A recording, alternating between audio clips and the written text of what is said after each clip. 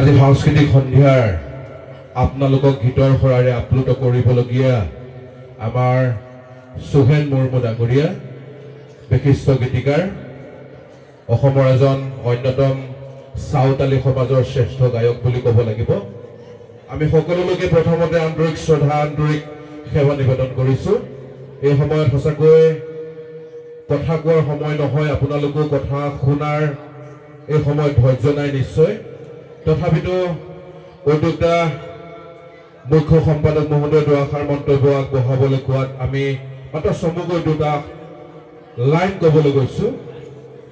সঁচাকৈ ভাল লাগিছে। প্ৰথমৰ পৰা আহি আমি 9:30 মান বজাত ইয়াতে উপস্থিত হৈছোঁ।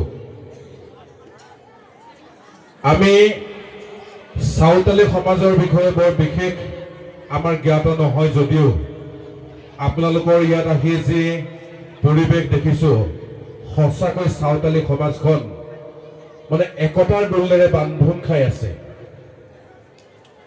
কোনোবাই হয়তো ক'ব পাৰে যে সাঁওতালী সমাজখন পিছপৰা বুলি, কিন্তু আজি আহি আমাৰ এটা অনুভৱ হৈছে প্ৰকৃততে যদি সাঁওতালী জাতি পিছপৰা তেতিয়া গোটেই অসমখনেই পিছপৰা হ'ব।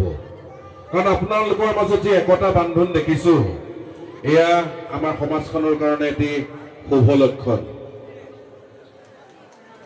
যিয়ে নহওক আপোনালোকে এই উদ্যোক্তাসকলক